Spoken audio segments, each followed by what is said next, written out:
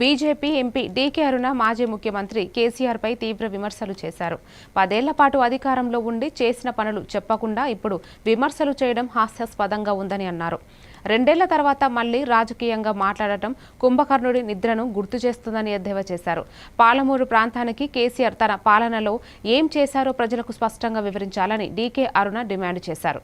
అభివృద్ధి, సాగునీరు, ఉపాధి రంగంలో జరిగిన వైఫల్యాలను కప్పిపుచ్చుకునేందుకే ఇప్పుడు కొత్త ఆరోపణలు చేస్తున్నారని విమర్శించారు. అబద్ధమే, ఆయన ప్రతి మాట అబద్ధాలే. ప్రజల లోపల సెంటిమెంట్ రెచ్చగొట్టాలా, దాని మీద లబ్ధి పొందాలా, రాజకీయ లబ్ధి కోసమే ఆయన ఎప్పుడు కూడా ఆశిస్తూ ఉంటాడు. ఆయన మాట్లాడే మాటలు మేము అధికారంలో ఉన్నామా, ఈడ ఉన్నట్టు ఆయన ఏం పని చేసిండు అన్నాడు, ఇప్పుడున్న ముఖ్యమంత్రి ఏం పని చేస్తున్నాడు. Return Bharatiya Janata party return ఎందుకు పంపుతున్నారు? డిపిఆర్ లేకుండానే అనేక సార్లు ఢిల్లీకి పంపిండు ఈ కేసీఆర్ గారు ముఖ్యమంత్రిగా. పాలమూరు రంగారెడ్డికి డిపిఆర్లే లేకుండా పంపితే ఎట్లకెళ్ళి అనుమతులు వస్తాయండి?